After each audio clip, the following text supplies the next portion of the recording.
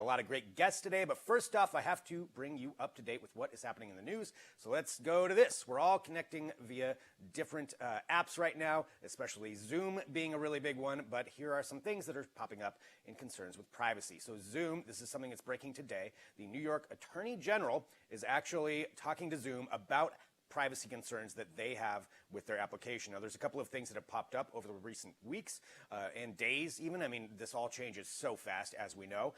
But Zoom was reportedly sharing some information with Facebook. They did stop that on the iOS app, but this letter that was sent over to Zoom to talk about this is that the letter referred to Zoom as an essential and valuable communications platform, but that it has vulnerabilities that could enable malicious third parties to, among other things, gain surreptitious access to consumer webcams. So that is something that we're actually taking a look at right now as we're finding out about this. Now, Zoom is, of course, has said that they're complying with everything, that they're going to be making sure that everything's secure, but it's just another example as we all turn to these platforms. Now, a lot of people in business have already been using Zoom, and it's important to remember how much Zoom's use has increased over the recent days and weeks, but that's something that is coming out right now. Now, another privacy concern that's happening right now has to do with House Party. Now, this is an app that's been around since 2016, but really has only been downloaded this amount in recent days as people are starting to find it. I think it's like 2 million downloads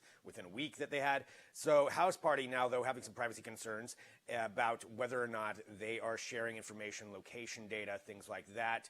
And there's also a rumor that was going around that was spread online that if you used it, it disabled some other apps. So it disabled some other things. So the rumor was that it would lock people out of PayPal, Snapchat, Netflix, and Spotify. Now, there's no evidence that that's actually true, but Epic Games, the owner of House Party, said that this is something that they have never encountered, that it's not true, and they actually offered $1 million bounty to anyone who could prove that something like that was going on. So there's $1 million bounty out there if somebody wants to take part in that, if you believe that you can prove that, but House Party's saying no. However, there are some issues with that. We've got a great article at DrLupo right now, kind of walking through some of the privacy and security concerns that go with House Party.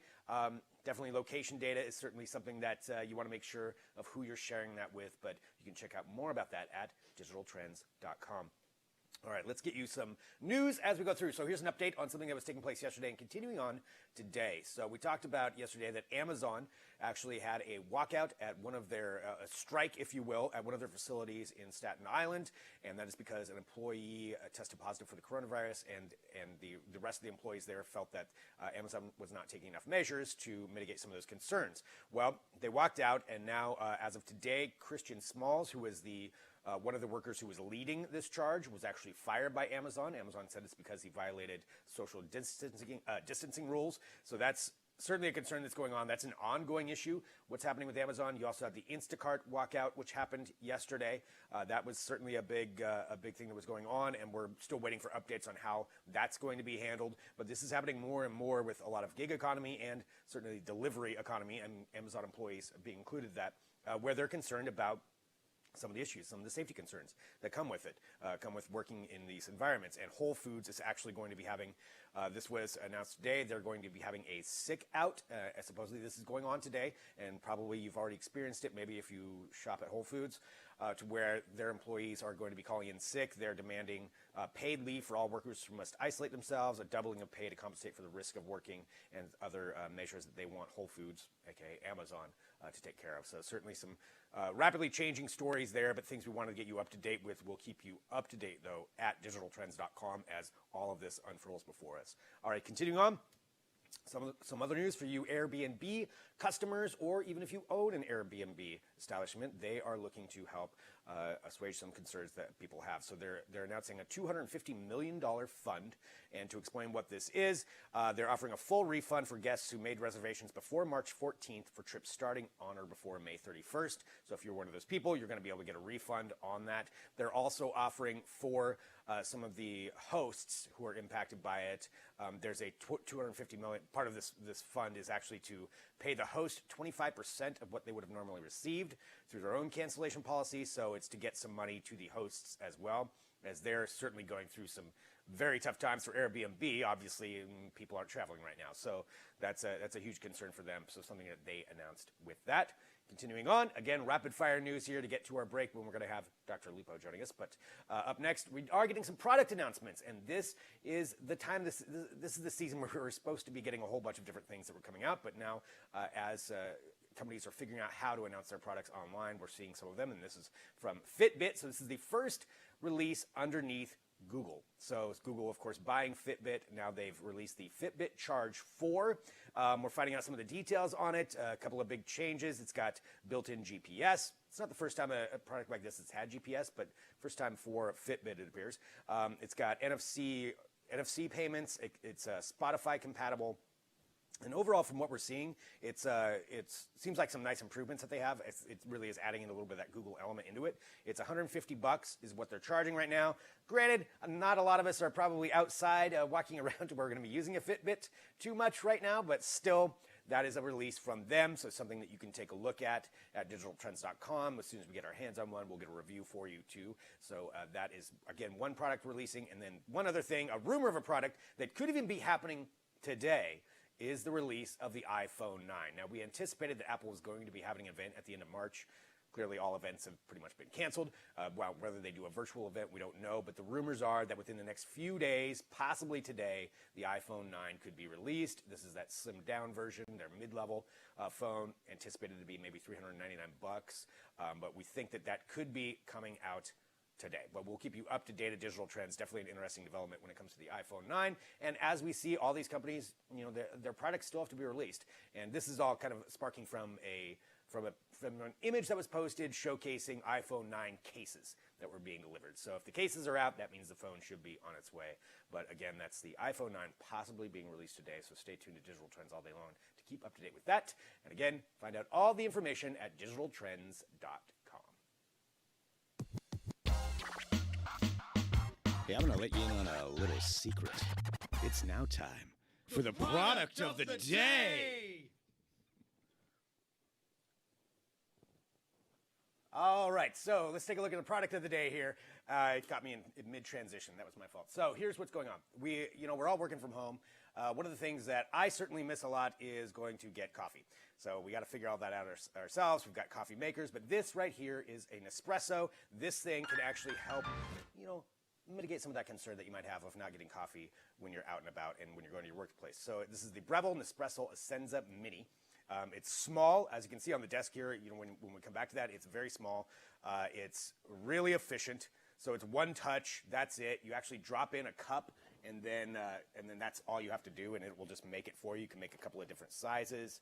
One of the things that I know people ask about, and when you take a look at some of the questions, is too with the cups, and I'll showcase how that's really easy to do. It gets to the ideal serving temperature in 25 seconds. It's energy saving. It switches off the machine after 9 minutes. So if you forget to turn it off, like I would probably do, then you don't have to worry about that. So it's honestly, it's a very simple way to do it. It's got an adjustable size. You've got a couple different sizes that you can make with it. So kind of a cool little addition, and I think for all of us working from home, this is something that you'd probably want. One of the concerns I know that was on Amazon was where do the reusable cups go? So you actually have a reusable cup that you drop in there, and then it just drops in right there, so it's able to be disposed of pretty easily. But that's the product of the day that we have for you right here. So again, that is the, make sure I get it right for you, the Breville Nespresso Essenza Mini. So check that out right now at the link. All right, let's continue on here with the show. So we have a lot for you. We've got some great guests joining us here today, and I thank everybody who's joining in live, whatever platform you're watching on, and probably a lot of people on Twitch right now. We're going to have Dr. Lupo join us midstream. So Dr. Lupo is going to be on the show next. We're going to talk about what he's doing here with all the quarantine going on and how coronavirus is affecting gaming and how it's actually bringing everybody together. So Dr. Lupo is joining us. We've got Goldenboy who's going to be on a little bit later. We got a lot to talk about, so stick around. Back here in a minute with more Digital Trends Live.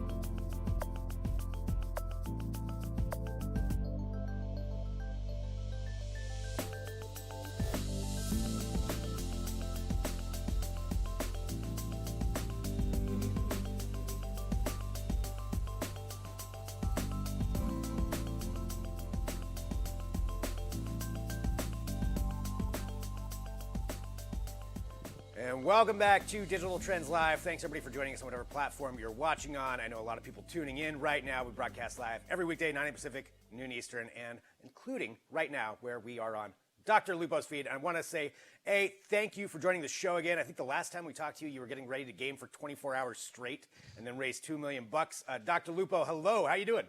Good, man. How are you? Doing great.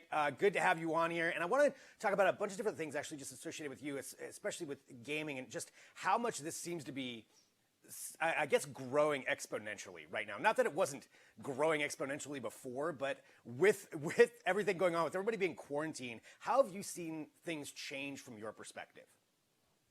It's funny over the last week, maybe 2 weeks, viewership, I think across the board, pretty much everywhere has increased maybe 10 to 15%, maybe more than that, even 20, 25, because a lot of people are stuck at home. They don't have anything to do. And honestly, that's kind of the best course of action, right?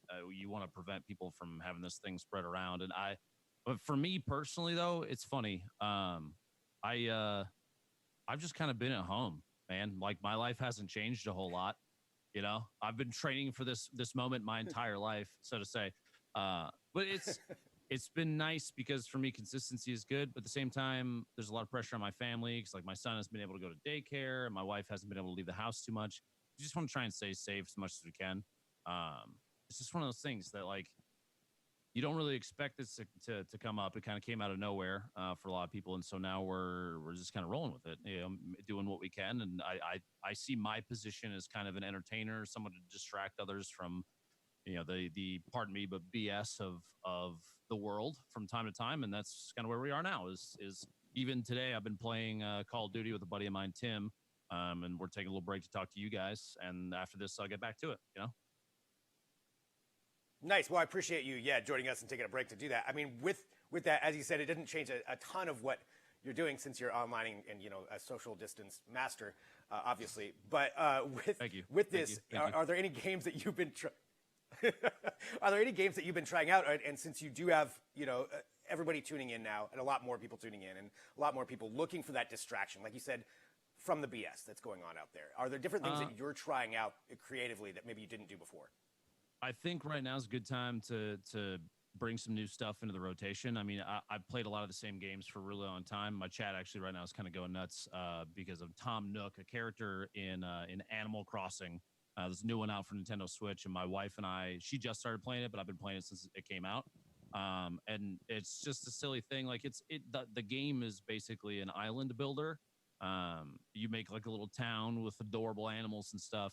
But whenever I stream it, I've turned it into this overthrow the guy that runs the island, and I've painted him into a corner of being a bad person. Whether he is or not remains to be seen. Tom Nook is his name, but it's just kind of a silly thing. We're trying to add some variety because I think for a lot of people that are stuck at home now, since they're ending up doing the same thing every single day, they don't necessarily want to watch the same thing every single day. So I've been trying to add some, Tom Nook don't know about turnips, as you can see on screen. That's a clip that my editor posted a couple days ago. But it's just one of those things, bringing new things into the rotation is going to be good because it'll keep people from going stir crazy at home that are stuck, unable to leave. And my job is to try and distract them. So I think on top of that, in a couple days, Valorant comes out, the new tactical shooter from Riot, which is maybe the first competition with Counter-Strike that we've seen ever. And CS right now is on this huge increase in viewership and just player base as a whole. The game's been around in some form for 20 years. And just maybe last month or the month before, it hit 1 million concurrent players on Steam, it's never had that in its entire existence. Damn, 1 million concurrent players. That's crazy. I mean, that's probably just the start too, I would imagine, as things keep changing and everybody starts getting into it. Something else I wanted to ask you, and just since, you are working from home, this is something that you do. And for so many people out there, like myself included, we're broadcasting from my living room right now. Normally we have a nice set that we're on. This is different for me to try to change this up. What do you suggest for people to get into a routine or maybe some suggestions that people should have for working from home? One of the things that my wife and I did, and this applies to my son, but I think it'll apply to everybody, is we have this big dry erase board And recently she's started writing out the times and what you're doing all day so that you have a schedule to keep with. Because if you don't have that, man, things start to slip away. You'll lose yourself in Reddit or a YouTube video, and suddenly it's going to be 3 hours later than you thought it was, and you've lost track of time. And it's kind of wild. Definitely keeping a schedule is honestly it's like the biggest thing that you can do. Because for my son, not being able to go to daycare it's tough. He misses his friends, stuff like that, and he gets a little resistant to doing things around the house. So my wife made that, and that has resolved a lot of issues, honestly. Nice. That's great advice. I will set that up myself. Looking at it for going towards the future too, as we're going through this, and clearly nobody knows how long this is going to last. That's just an unknown quantity. But for you, for future projects, is there anything that you'd want to talk about or share with everybody that you're working on going forward, or even with some more charity that you're doing? We've always kind of got things up in the air. There's a couple things coming up that I haven't really talked about too much. You might see and hear me in some different content avenues that we have not seen yet. YouTube I'm trying to push some new stuff to YouTube. Obviously Twitch still, but before you know it, you might be seeing and hearing me in some other locations, which is pretty exciting. And people have asked me to do things like podcasts or TV shows, stuff like that, a ton of times. And I've always kind of been, I've held off a little bit, but before too long, you might see something cool on the way. And I mean, charity stuff, of course. We have Guardian Con before too long. There was actually just an announcement regarding, it was Guardian Con, now GCX, like the big event that is down in Florida. People go to the Twitter. There's a post about the status just because of coronavirus and things like that kind of getting put on pause temporarily. But there's still a charity marathon, just like every year, and I will be involved in that in the best way that I can. We've got some other stuff coming up the next couple months that we're working on as far as charity, but the focus is still going to be as usual, not treating people like a piggy bank, putting as much of a focus on the most important things, the most effective things that we can, and just trying to make people happy, Well, I think that's awesome, and that's really what it's all about. Just what we talked about at the beginning, being a distraction from the BS and just trying to entertain people through all this. Everybody's dealing with it in different ways, and you're obviously a master at it. And really appreciate you, joining us here to talk about this and having us on your feed. We appreciate it so much. I know we've got Goldenboy coming up too here on the show, so that's going to be coming up here in just a minute. One final question. Yeah, Goldenboy is actually next year on the show. One final question I had here for you is, what television show are you binge watching, or would you recommend somebody watch right now? My wife just started watching that. What is it? What's the tiger one on Netflix? What's the name of it? Tiger King. Which she said is absolutely ridiculous. I wish I had time to watch through. We just finished Altered Carbon season 2. We watched Sabrina every time there's new episodes. Lost in Space, obviously not a plug for Netflix, but Netflix has a lot of good stuff coming up right now. But I don't know, man. I don't really have a whole ton of free time to watch anything. I would say, based on what my wife has said about Tiger King, please go watch that, because apparently it is insanity. It is. It's insane. 100%. That's what I would recommend too. Well, Dr. Lupo, thank you so much for joining us. Appreciate it. Best of luck on everything. We're going to be watching the stream, and thanks so much for being here on Digital Trends Live. Thank you very much, man. Appreciate it. Have a good day. You too. All right, there we go. Dr. Lupo joining us right here on Digital Trends. And I know we need to get to a break because we've got Goldenboy coming up next. So we're going to talk about how esports are being changed, how esports have been affected by coronavirus, and what he's up to.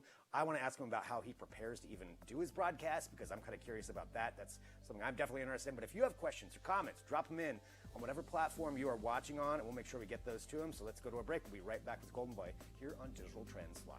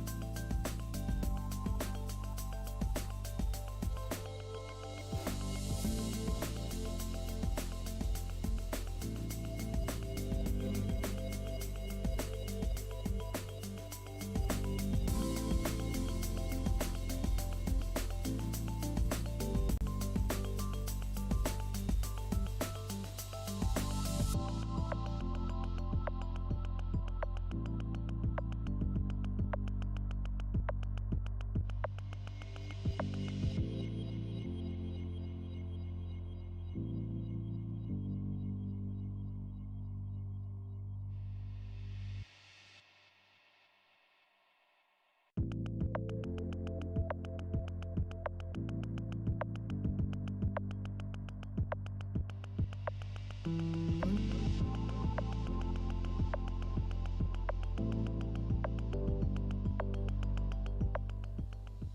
welcome back to Digital Trends Live. Thanks for joining us wherever you are. We appreciate it. Hit the subscribe button. We're live here every weekday, 9 a.m. Pacific, noon Eastern, bringing you trending tech headlines, news, interviews, and discussions. We're going to have all that right now because I am very excited to have joining the show. We've got the legend himself, Goldenboy, joining right now. First off, thank you so much for joining us. Really, really appreciate it. And also, I want to ask you something that we're kind of asking all of our guests is, for you personally, how has coronavirus changed your day-to-day lifestyle? Well, thank you for having me, one. And two, I think for those who may not know, right, I'm a professional esports commentator. So my job is to go to events and commentate video games. And there are no events. So there is no, interaction with the crowd. There's none of that. None of that exists right now. So it certainly has been a very daunting task. But what's great about esports, and you had DrLupo on earlier, a good friend of mine, and he's also a caster too. We all kind of live in this. I hate to use the word, but we live in this digital world. So I'm not trying to make a Digimon reference, but we all live in this world where we can basically produce broadcasts, which is something we were doing before all this incredible stuff with esports started to boom.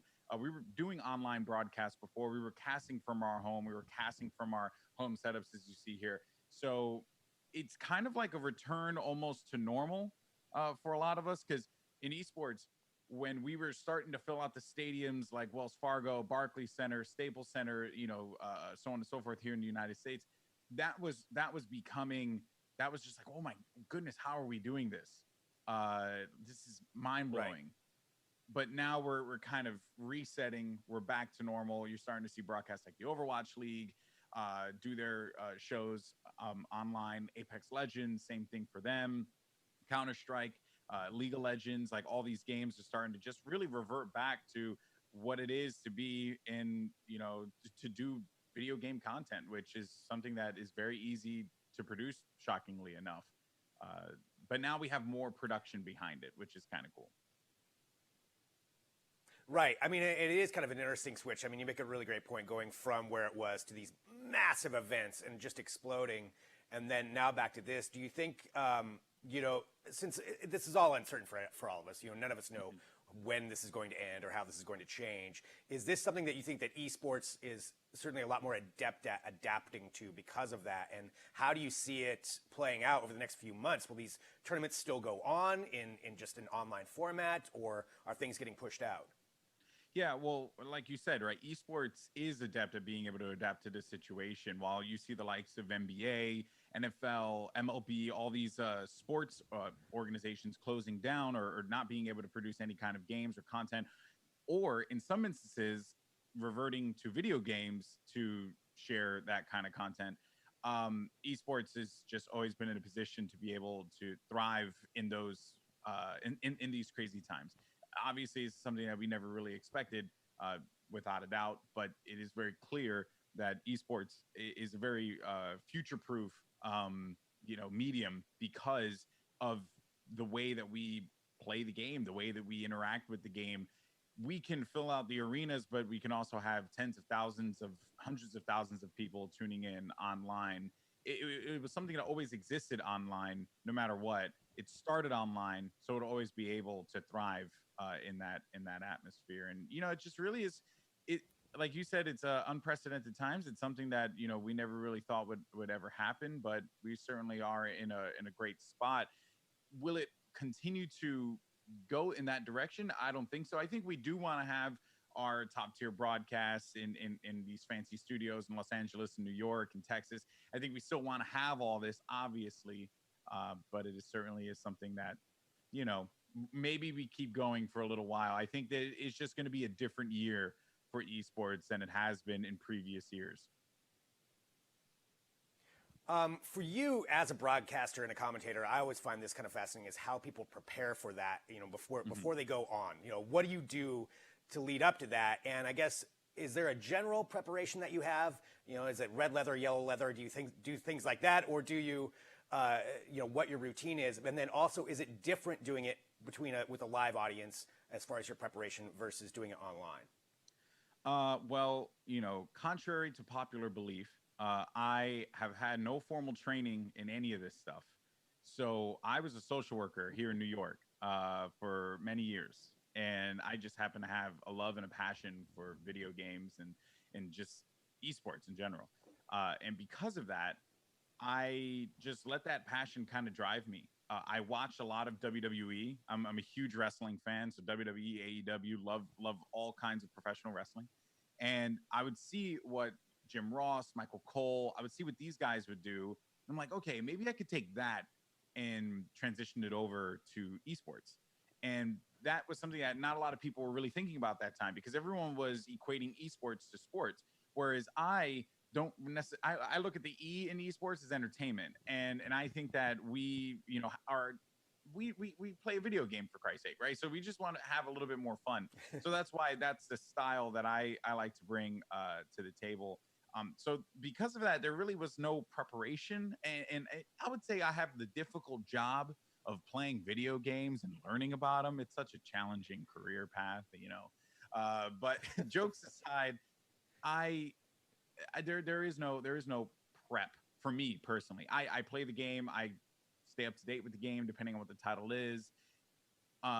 Then your other question, which was about the difference of casting at home versus commentating in front of a live audience. And, there's the energy in the crowd, right? Whenever I get to perform or do my job in front of a crowd, it's always an enjoyable experience. Like right before all of this ended, I had a chance to host the Call of Duty League in Los Angeles. Before that, I did a few things for the Overwatch League in Washington, D.C., and it was a great time. I always love to be able to interact with the audience and kind of bounce off of them a little bit. Versus at home, it's a familiar feeling because it's something that we've been doing for such a long time, but it certainly is a little bit different. It's easier to get tired. It's easier to not be in the mood and not be into it as much. But those are the things you kind of just have to fight through, right? You have to fight through that. Otherwise, you're not going to be putting your best performance out there. Right, and it's bringing back a little bit of those roots and now your vast experience of that, probably combining them together. One thing I did want to ask, since you brought up wrestling, and I know you've had some work with that before, if the WWE called, would you want to announce? If the WWE gave me a phone call, I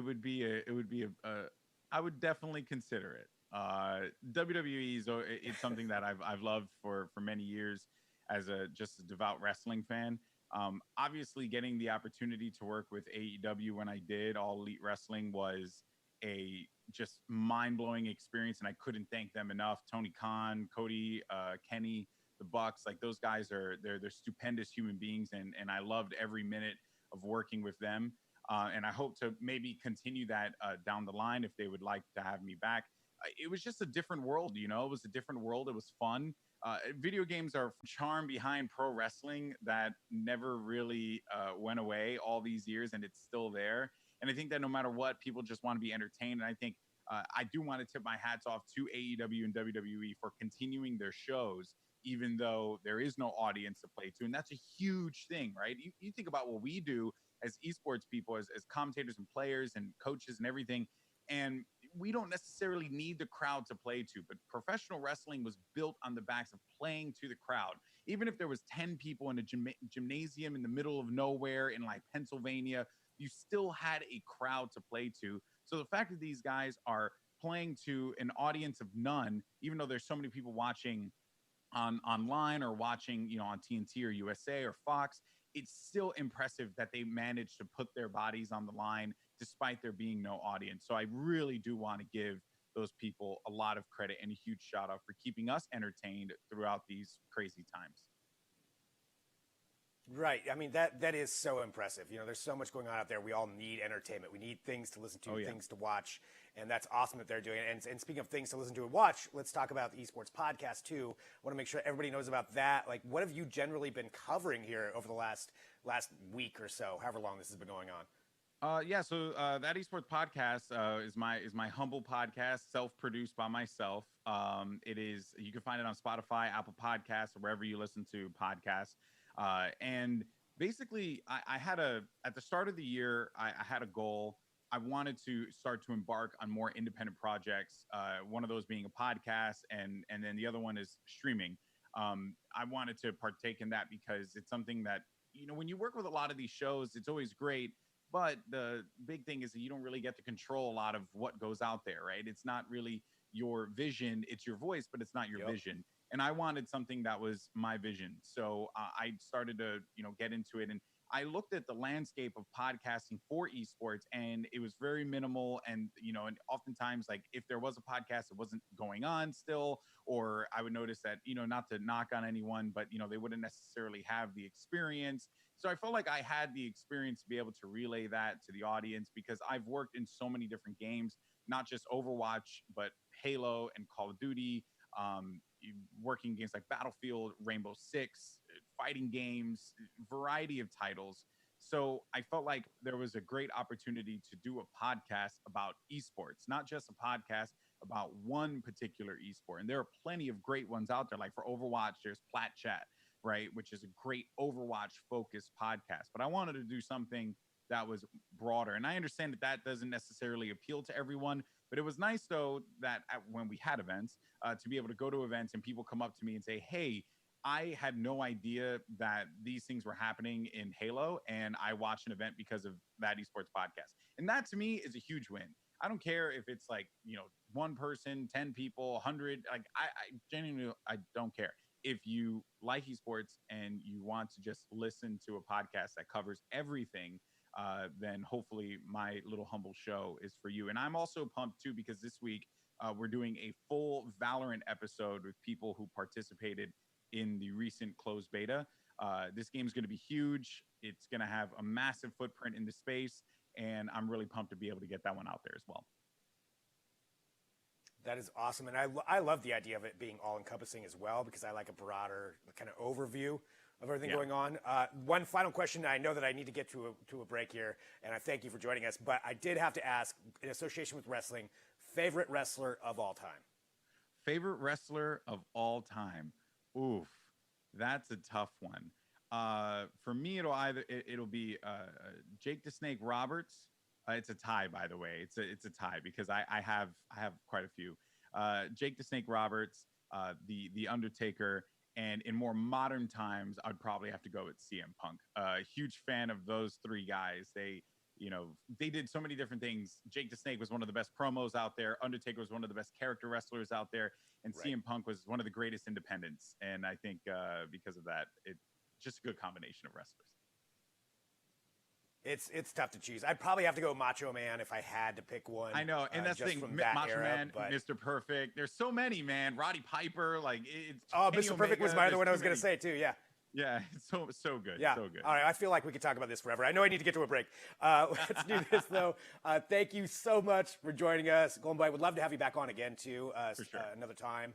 And congrats on everything that you're doing, and best of luck with the podcast and everything else you have going. Thanks so much for being here on Digital Trends Live. Thank you so much.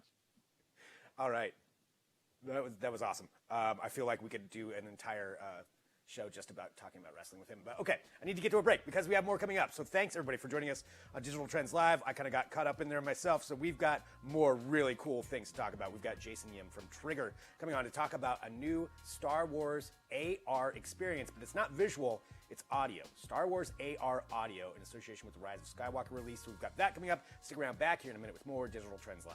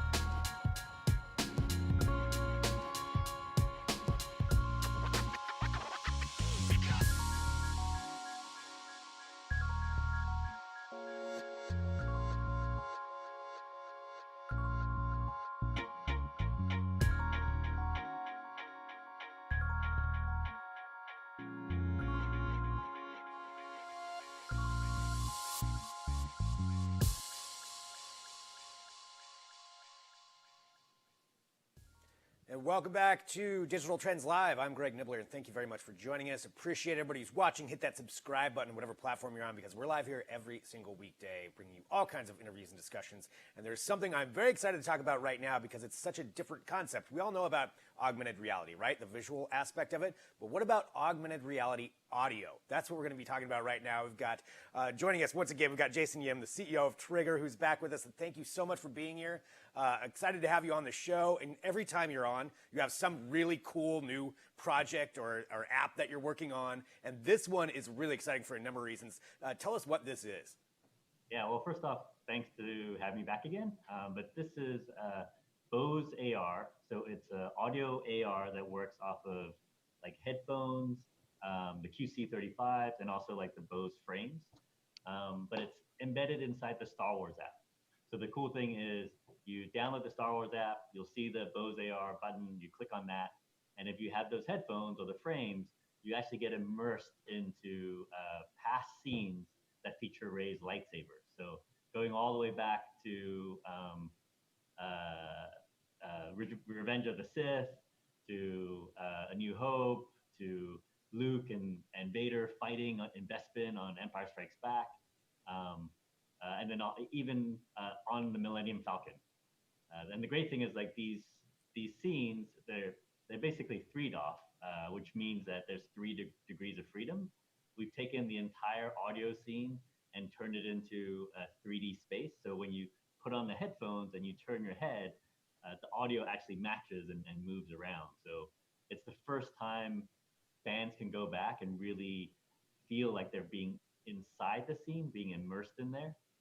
And on the Millennium Falcon scene, you can actually put the headphones on and walk around your living room and actually walk around the Millennium Falcon. So you can walk closer to the chessboard where they're playing. You can walk closer to Luke where he's training his lightsaber against a droid and stuff like that. And it's all through Bose AR technology. That is really amazing because AR audio is something that I haven't actually thought about. You know, AR visuals, clearly that's something that's pretty exciting on its own. But adding in this element, so you went back through, just to talk about the tech side of things, you went back through these movies and these clips and these moments and then recreated this. What is that process like? What does it take to do something like that? So the great thing was we actually got to work with Skywalker Sound on this. So they actually went back into their vaults and brought back all the layers of all the sound files from the past movies and all the layers involved.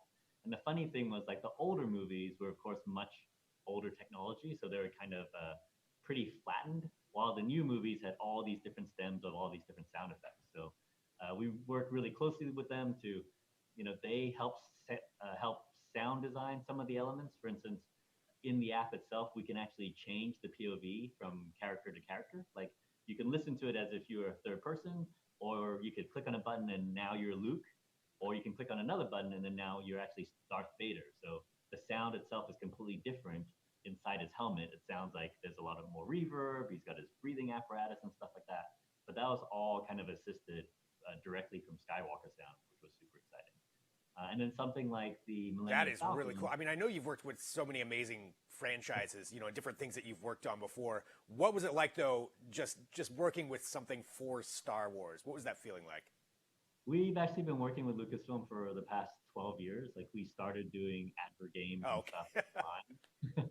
But I mean, it's like a huge, for us, I mean, there's, you know, probably 2 properties that mean that much to us from our childhood. So it was a big honor to work on Star Wars again, and especially this is like the last chapter of the saga.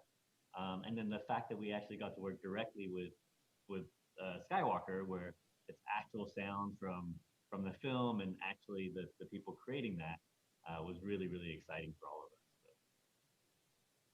Yeah, I think that was just me like nerding out there for a minute just about the fact that you worked with them.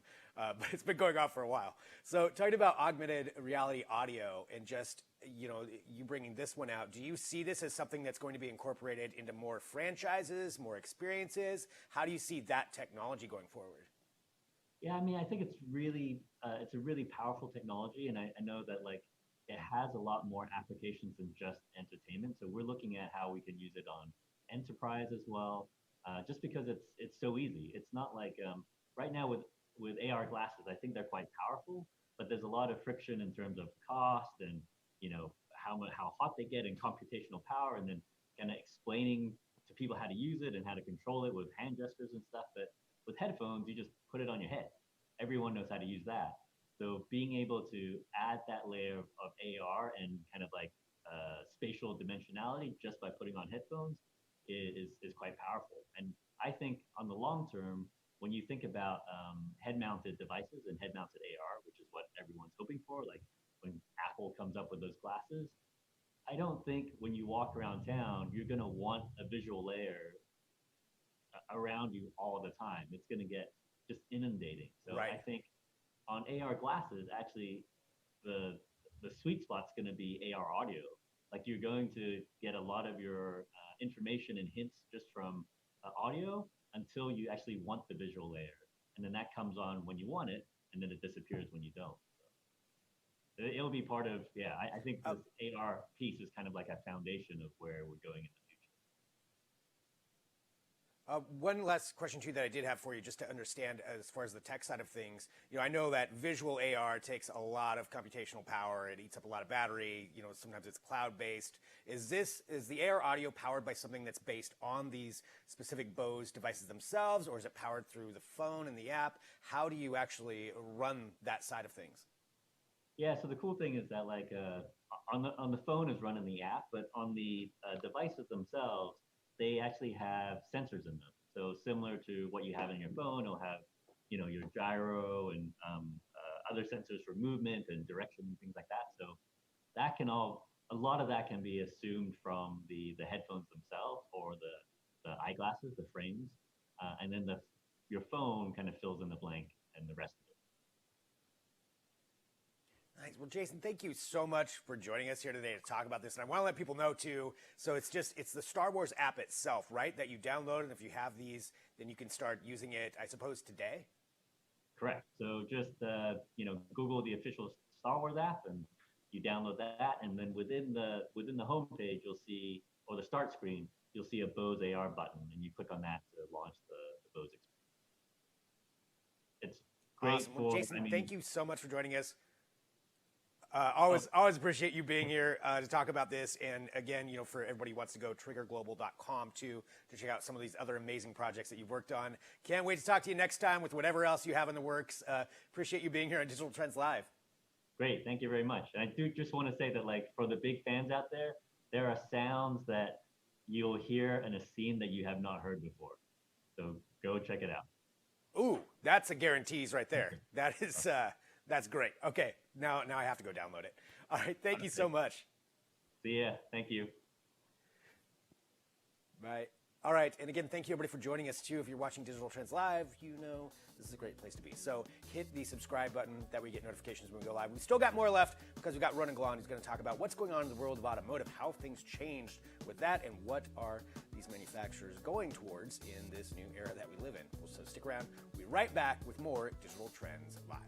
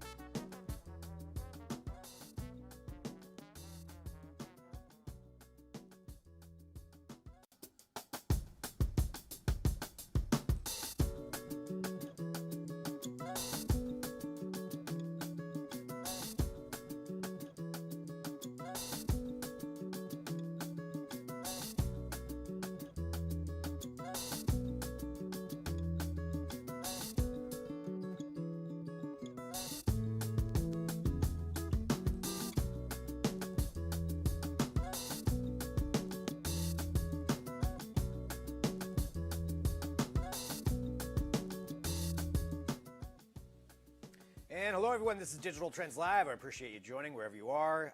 Thanks. Hit that subscribe button. That way you get the notifications when we go live, which is every single day. And we're broadcasting live right now from my living room. And we are joined now from France, though, as well, in his house. We've got Ronan Glon to talk about what's going on in the world of automotive technology. I mean, certainly like everything else, it's been affected by all kinds of things. And Ronan, A, thank you for joining us. And B, what is, as far as the automotive world, I know there's been some new cancellations of events. Can you talk about what the state of the industry is in right now? The industry is in complete disarray. There's so many car shows that are canceled. Geneva was canceled. We talked about that last time. The New York Auto Show was moved to August. Detroit Auto Show was canceled after being delayed. Paris Auto Show was canceled. So it's having a major effect on the automotive industry. Car sales are also dropping nationwide, inevitably, because so many people are stuck indoors. Yeah, so car sales going down. I mean, certainly it's not something people want to go out to go out to a car lot really probably right now. I'd imagine that's a difficult one. And with the Detroit Auto Show and all these other ones that are going down, with people not going out, though, and buying cars, people still do need vehicles. And I know that you've had some articles up talking about the trend of online buying of cars. Can you talk about that just as a trend in a whole? How long has that been going on? So the online car buying programs, you've got companies like Tesla that really only sell cars online, but other companies like General Motors have had an online sales department for about since the mid 2010s. But what's interesting is it used to be aimed at, I think it was mostly millennials who want to go buy a car from a conventional dealership. They didn't want to haggle, they didn't want to talk to a salesperson. So it was really for people who were turned off by the car buying experience. And now they've recycled those programs like Shop Click Drive from General Motors, for instance, to kind of leverage that for people who are stuck indoors and can't visit a car lot or don't want to visit a car lot. And I think that the trend towards online sales, I mean, the industry will recover from the virus, from the pandemic, but the trend towards online sales is here to stay. It's something that people are going to keep looking into after the lockdown orders are lifted. So yeah, that's kind of an interesting way that people are going, buying online. For me, I think it would be kind of weird not actually testing something out, that you're going to be spending that much money on. But I guess that's the trend. I mean, with Tesla doing it, and now some of these other, I guess, platforms that were already there but now expanding. That's I suppose I could see that kind of trending going forward. That this is something that would continue on. Yeah, most of the automakers who are in the online sales business have some kind of clause in their contract where if you get to the dealership and you don't like the car for whatever reason, you don't have to sign the paperwork. I mean, they're pretty flexible about that because they know that a lot of people are buying a car online for the first time. So if they make the experience hellish, they're not going to come back. So they're really trying to work with customers who are buying their first car online to make the process as painless as possible. And what I thought was interesting is I saw a study online a few days ago about how interest in the Jeep brand is actually increasing. The number of car buyers who are considering a Jeep as their next car has gone up in the past 30 days. And it goes to show that a population stuck indoors is actually fascinated by the idea of exploring the great outdoors. And Jeep has positioned itself really well in that segment. I literally just bought a Jeep about 3 weeks ago. So I'm one of those people in that market. And the problem is now I'm in quarantine, so I can't even take it outside. So yes, I am so looking forward to getting that thing outside after this is all over. But something else I wanted to ask about too, and I know is what's that? We had a little bit of gap there, just on what's going on. So, okay, one last thing I wanted to talk about. We're broadcasting live. Hey, it's from France to Portland, Oregon. Sometimes that happens. Okay, so one other thing I wanted to ask about is when it comes to electric vehicles, obviously that's a trend with all the manufacturers, but BMW is still going in on hydrogen. Why are they, and do you think that's viable going forward? I think it's viable for a number of reasons. And as BMW explained, there are quite a few advantages to hydrogen. For instance, refueling the tanks takes about 3 to 4 minutes. So that's about as much time as it takes to refuel a gasoline or diesel-powered car versus when you've got quick charging on EVs, but it's not always great for the battery, and it's always going to take a bit longer than that. And also, the hydrogen drivetrain is not as affected by extreme temperatures. So if you drive an EV in the middle of winter in Michigan, you're not going to have as much range as in Arizona, for instance. You don't have that problem with hydrogen. It's still zero emissions because a hydrogen drivetrain only emits water vapor. So there are some emissions, but they're not harmful. It is a zero emissions drivetrain. And it's also kind of an interesting technology. It's a good alternative, I think, for long distance applications like trucking, for instance. Yeah, and I think that's an interesting aspect too, seeing it in the truck industry as far as something that could be, more viable. But definitely, I know in California there's a lot of it down there as far as hydrogen places to refuel. But yeah, fascinating to see where that's going. And I know we've got a bunch of articles up too at digitaltrends.com about this. Did you have something else that you wanted to add on there, Ronan? Okay, that's again, we're having that gap in things. I think part of what I'm saying to Ronan, he's not hearing. But Ronan, thank you very much for joining us. Really appreciate it. And I want to let everybody know, too, all these articles are up at digitaltrends.com, so follow along with everything there.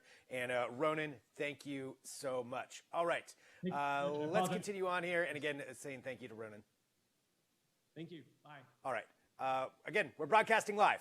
You know what? And that's what's happening. So we appreciate everybody who's joining us as we go through this and talk to everybody and get to have these great interviews and discussions. I want to say thank you to DrLupo. Thank you to Goldenboy.